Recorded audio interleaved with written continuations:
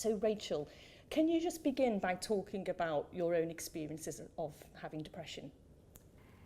Yes, it happened very suddenly, 1997, so rewind, we've just had the Blair landslide, and things seem to be going well. I'm working in the newsroom at the Times, and I've got 2 small children. My husband's working in financial services, and I don't consider myself depressed at all, but I am an anxious person, and I'm juggling a lot. And then one night, it's a Wednesday, I can't get to sleep, and with the insomnia begins to come some rather alarming physical symptoms, and I don't know what's happening, but my heart rate speeds up. I begin to feel rather nauseous. I'm not actually sick, but I begin to feel nauseous. My head starts to sort of clench, and I start to have a sort of really appalling kind of headache, as if bees are sort of stinging inside my skull, and I'm getting more and more anxious, and I have this very alarming sensation that I'm falling, and I just don't know what's happening, and my worries are whizzing around. I'm thinking, well, if I don't get to sleep, I won't be able to get up, and I won't be able to get to work, and if I can't get to work, then going to lose the house. I can't lose the house, then the children taken into care, and it's getting worse and worse and worse. It's a bit like a kind of skater, and the sort of marks in the ice are getting deeper and deeper. But I think, okay, I'm a good functioning I can cope. So I get up the next morning, I think, right, refasten activity to its normal pattern. I'll breakfast at breakfast time, lunch at lunchtime, and dine at dinner time, and I'll sleep at sleep time, and I'll be fine, back on track. Same thing happens, insomnia comes, symptoms don't go away. If anything, they get worse, and by Friday I'm in a psychiatric hospital, and blow me down, I'm told I'm having a depressive episode when I thought I was having a heart attack. So for me, my depression stemmed from high anxiety, overtrading, doing too much, too many worries, and it came and presented in this very sort of dramatic physical way. And actually, I've since discovered that it can present in that way. For some people, it can be very low mood, they can't get up, but for others, and for me, it came from this sort of heightened anxiety. And what was the worst point? Do you remember a point that you felt very desperate, or was there a moment for you? Oh yes, no, I mean the physical pain was so great that I was suicidal. And I was suicidal not because I didn't have a nice life. I had a kind of exciting, interesting life, and I loved my life as a journalist and our children, but I was in this terrible physical pain, and in hospital they were trying to sort of control it with sedatives and then in due course antidepressants, and just to sort of bring me down from this very sort of heightened state.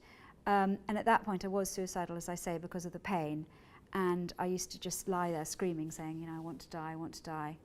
I do remember both that moment, and also there was a turning point when I changed that story. What was the turning point? Well, what happened was I was in hospital, as I say, in this very extreme sort of physical pain, and I had my mother, holding hands with my mother on one side and my husband on the other, and I was just screaming this, I want to die, I want to die. And my mother very gently and quietly said this line, which I later discovered was from Corinthians, and as you know, the Bible's full of poetry, and she said, my grace is sufficient for thee, my strength is made perfect in weakness. And she just kept repeating this rather sort of softly, like a mantra, my strength is made perfect in weakness. And it was the first stirring, you might say, of positive will, because I thought, hitherto I'd have thought, well, what on earth is the point of this? This is just this unredeeming blackness, terror, horror. And then I suddenly thought, well, maybe I'll emerge stronger. My strength will be made perfect in weakness. So that line was literally a lifeline. And I started saying it with my mother. So instead of screaming, I want to die, very softly we'd say together, my strength is made perfect in weakness. And so that was the beginning of kind of what you might call positive, a different story in my head. So you talked about the moment when your mother was almost chanting a line of poetry, and as it being a turning point for you. Was it the rhythm of that phrase, or was it to do with the words, or was it to do with both those things? What do you think it was? No, definitely. I think the sort of soothing sound of it, the rhythm of it, definitely was important. And I think it was also the context in which it happened, because it brought me back to a safe place when I was a child and my mother was comforting me. And I think there's something very instinctive that children do love poetry. You see it in the playground. They're doing chants, they're doing rhymes. and that was a sort of return to that. So the sound of it and the rhythm of it was incredibly important, but obviously it also encapsulated a really positive message that there was some point to this. And I think if you suffer depression, you think, what is the point of this? There's nothing positive about it at all. And I think that was a real turning point, this idea that I would become stronger through the experience. And I think that, sometimes when somebody repeats, yeah. you know that line, I love Julian Lawrence, all shall be well, and all shall be well, and all manner of things shall be well. Yes. There's something about just repeating that yes. I find personally very comforting, the repetition. Your mum kept saying the same line. Yes, it's like being sort of verbally stroked in a way. You sort of, the words sort of almost stroke you. And I think the other thing is that if you're very, very unwell and you're suffering a severe depressive episode, as I was, and I was in hospital, you couldn't possibly read a whole book, and you probably couldn't read a whole poem, you probably couldn't read a verse, but you might be able to absorb a line. So it's almost like it's the thing that you can manage at that point. It's accessible. Yeah. So Rachel, at one point in your book, Black Rainbow, which is about the healing power of words. Yeah. There was a moment when either your mother or your husband actually physically gave a poem to your friends in order for them to help understand what you were going through. And I thought it was a very powerful moment, because sometimes we do feel very alone when we suffer from depression. Can you remember which poem that was? Yeah, so it's Anne Sexton, an American poet who did suffer terrible depression and did very sadly commit suicide. So it wouldn't have been a good poem to give to someone suffering from depression themselves. Very handy shortcut to give to people to try and explain what's going on, because there's still a lot of ignorance around how depression can present itself, especially if it presents itself in this very sort of alarming physical way. So it's called The Sickness Unto Death. And what struck me when I read it, when I was better, as it were, and I think what struck my husband and my mother in terms of it being a very helpful poem, is that it did describe some of my symptoms, particularly this very frightening sensation of falling. So it's got a line in the poem, it says, I've got to have something to hold on to. And actually that comes up again in Virginia Woolf and Mrs. Dalloway, that the soldier that's suffering from post-traumatic stress, again, has this sensation of falling. Such a terrifying feeling. And so I think it sounds so sort of crazy, and I think there is a feeling that perhaps I am going crazy. And I think it was extraordinarily helpful to feel that there was somebody else who'd suffered a similar kind of experience and had put it into the most extraordinary poetry, which was better than any words I could come up with to describe what was happening. Because sometimes I think one of the things that we're interested in this course is the idea that when you can't find the words, other poets can and have, and sometimes hundreds of years ago, but they describe how one feels, and there's comfort in that. And who were the poets that you found helpful with your own experiences? Yeah, well, gosh, so much there which resonates, but I think that sense of connection across the ages is kind of incredibly powerful. And there's a poem by Rumi, I don't know if you know him, the Persian mystic, who's 13th century. And I found that astonishing, because his poem is called The Guest House, and it's about welcoming in actually depression and darkness, and sort of developing a kind of acceptance as the first step to recovery, which actually medically we know is a really good idea. But what was extraordinary about that was that he's 13th century, yet his voice is so modern, and it so brilliantly described my experience, that I just felt, I'm not alone. Hooray! You know, there's somebody there from the 13th century. So that's Rumi. And I think the next poet that really, again, I had this sort of electrifying sense of connection and not feeling alone, because I think the loneliness of depression is really frightening. You just think there's nobody else who understands. And so the next person who really spoke to me was George Herbert, the 17th century poet. And again, that sense that, you know, a hand literally kind of reaching out. I felt like there was a hand across the centuries. And this was, you know, part of the human condition. And I wasn't alone. But also particularly Herbert and indeed Rumi, they're poets with messages of hope. And that you will get better. Were they depressives? Do you think George Herbert was a depressive?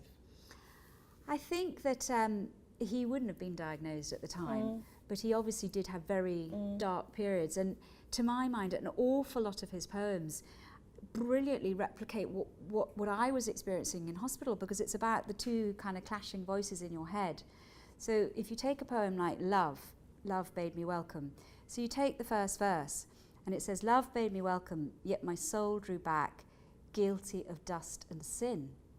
I thought, oh my God, that's what I'm feeling, guilty of dust and sin. I've got this nice life, I've got a lovely husband, I've got 2 children, nice job, but I'm suffering this thing called depression. And I felt so much shame. And I felt so ghastly as well.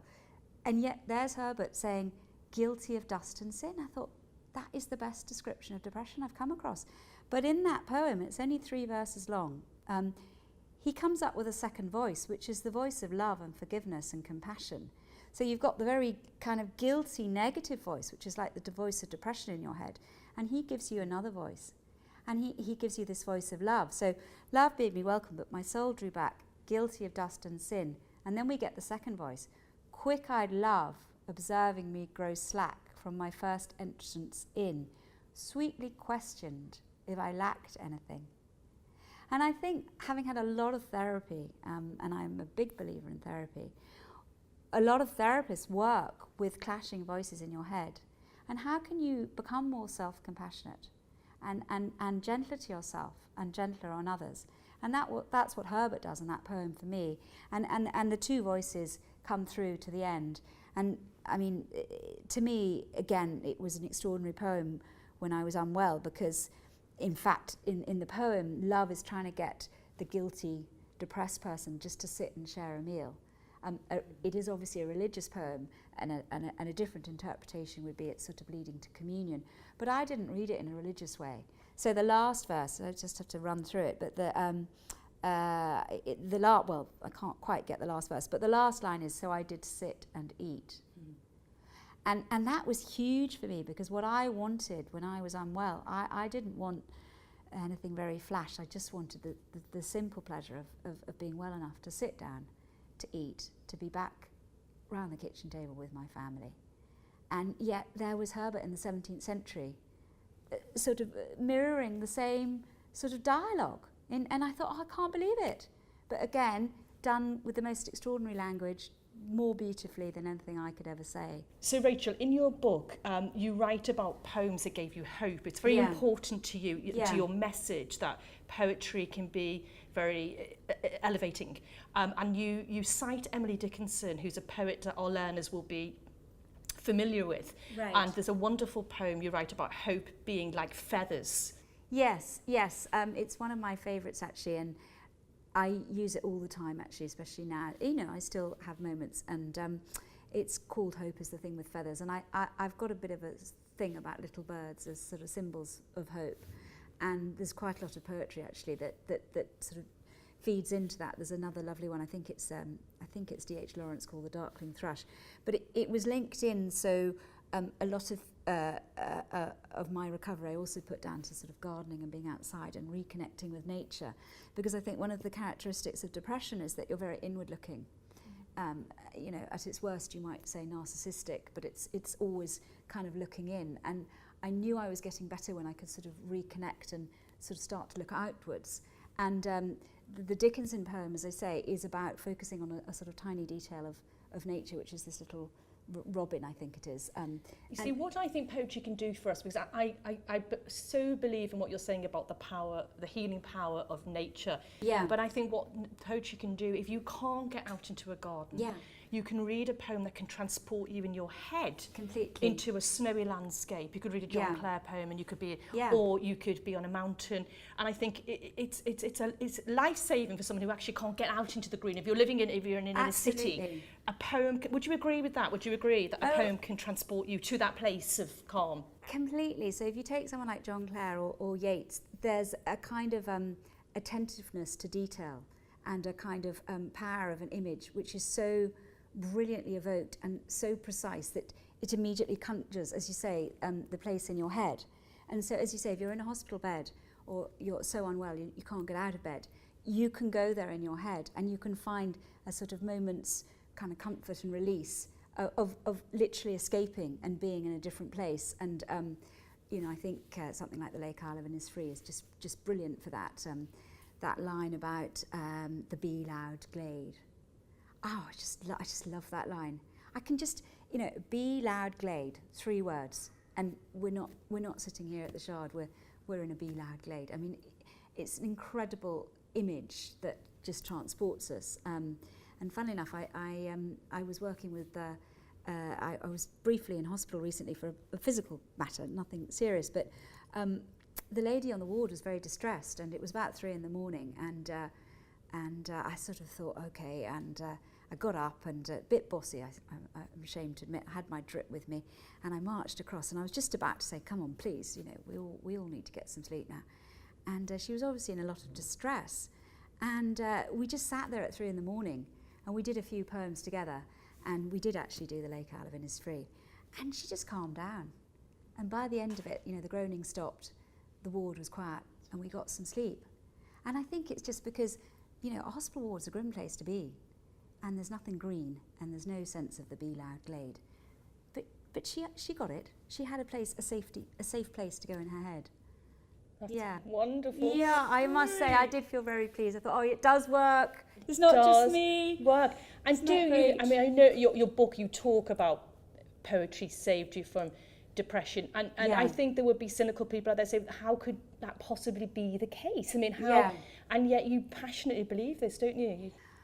Well, the thing is that, you know, I did lots of things, and I do believe a kind of holistic approach. You know, you have got to do lots of things. You've got to look after your mental health like you'd look after your physical health. So I don't think anyone would say it's just poetry. So I'm careful with what I eat and try and exercise, and you know, we know trying to help other people is very good for your mental health. So there's lots of good strategies you can take up, and I try and do them.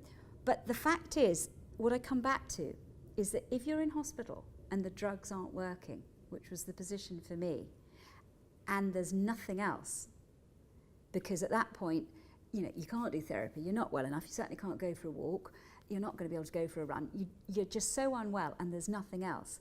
At that point, to me, poetry is the lifeline, because I don't know what else there is, because nothing's worked, the drug's not working, you're feeling suicidal, and yet with one line something extraordinary happens, and somehow you begin to shift the chemistry in your head. So that's why I'm such a passionate believer. So it's almost when it's worse, at its most extreme, that it's at its most valuable. And I do use it all the time as sort of maintenance to keep that old black dog on a firm leash. And you know, it's absolutely my medicine every day. And I now work, as you know, with other people. And I think others find it incredibly helpful as well. I was going to ask you about that. Can you talk a little bit about your work with other people when you're trying to encourage people who are depressed to read poetry? And what sort of results have you had? What sort of feedback have you had? Well,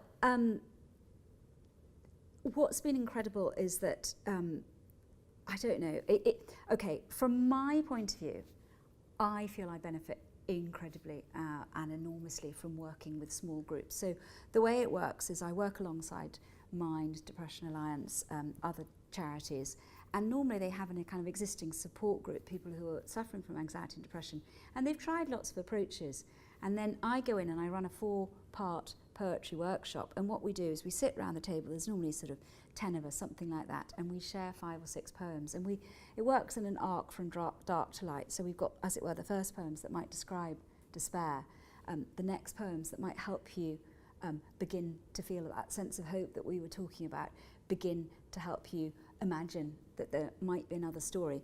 The third one would be this sort of sense of reconnecting with the bigger world, so possibly quite a few nature poems back to your Yeats or you know, the little Robin in the Emily Dickinson. And then the last set of poems are poems that might sort of help you through ordinary life, just the challenges, what Freud called ordinary unhappy life. So it's a sort of 4-part series, and you know, it's anecdotal in the sense that you know, I get very lovely sort of enthusiastic responses, not from everybody, but from enough people to make it feel very worthwhile. And the thing that I've been most pleased about, and I'm just so overexcited I can hardly say this, but quite a few of my groups continue to meet. And they're continuing to meet, and they're continuing to bring the poems that are making a difference for them. So I felt that is a result, you know, that they are using poetry in their lives.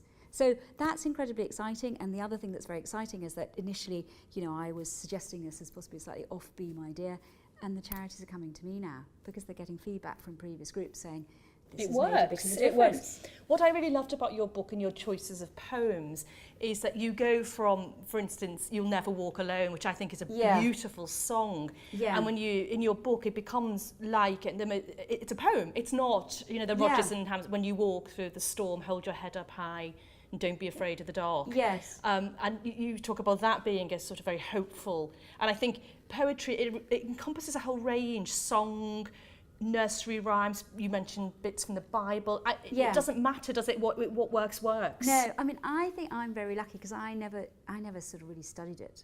Well, I did English at school, but I'm not scared of it because I'm not frightened that, I don't understand it or it's not relevant. I just connect with something that speaks to me. And I'm not worried about, how is the personification or assonance working here. I mean, I'm interested in a way, technically, of how the poet's been so clever to sort of give it that incredible punch that it sort of hits me here. But I'm much more about experiencing it, at how it feels. And, in my groups, I'm not trying to lecture people or say, if there's something that might be difficult to understand, we might go into it, but it's much more how it resonates spiritually and in your heart. And as you say, it could come from anywhere. It could come from a football chant. People share things from all over.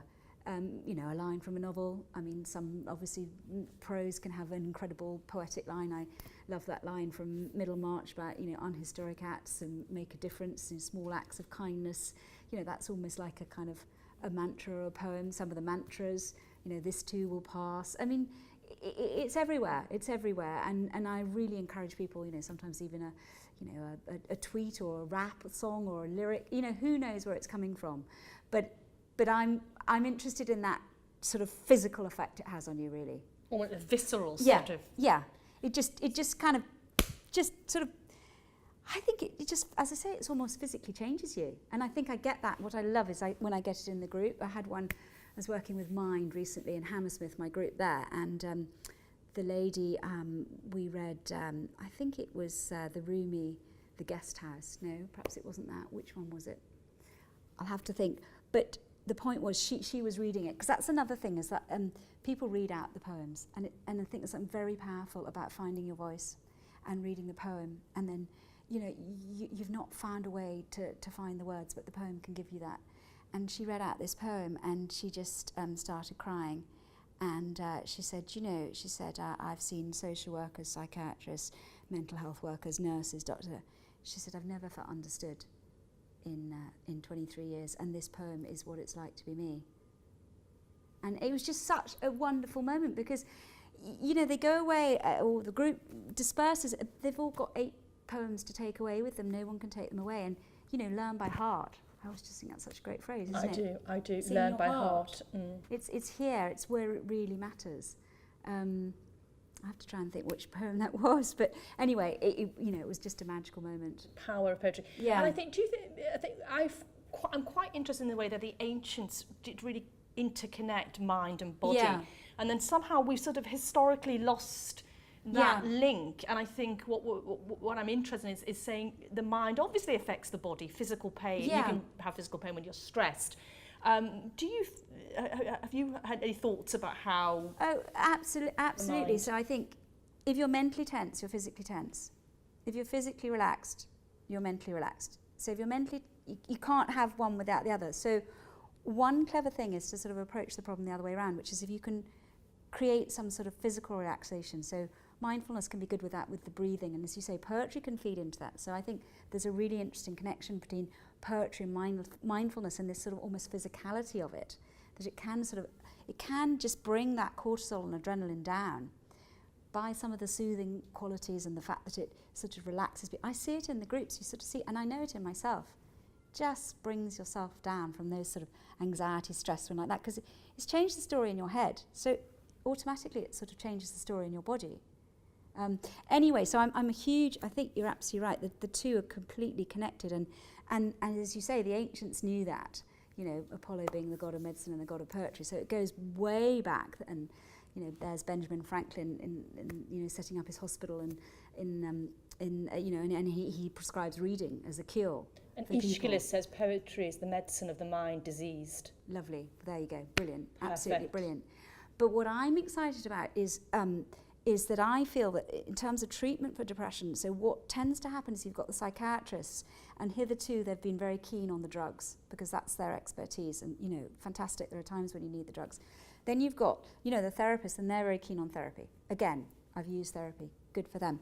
You've got the mindfulness experts, and they're very keen on mindfulness. And then you've got, you know, the people, the nutritionists keen on exercise and diet and et cetera, et cetera. But what I'm really interested in is that I think that what people are beginning to realise across these various fields is that the most effective approach is pulling them together, and that poetry can be part of that. You know, the healing, you know, lovely, you know, back at Macbeth, you know, the balm for hurt minds, as he describes sleep, balm for hurt minds. I just think it's such a lovely phrase. But what I'm finding, so I work quite a bit with the NHS, and what I'm finding is that they're getting it now. They know that you need quite a holistic approach and lots of different ways of looking at it, because it's a totality, depression and mental illness. It sort of affects everything. So in a way you have to sort of come at it with everything. And that's, to me, where sort of literature and poetry, it can be part of that mix. And I think it's just electrifying that people are beginning to recognise that. And it's beginning to happen, you know, because people can see that it works.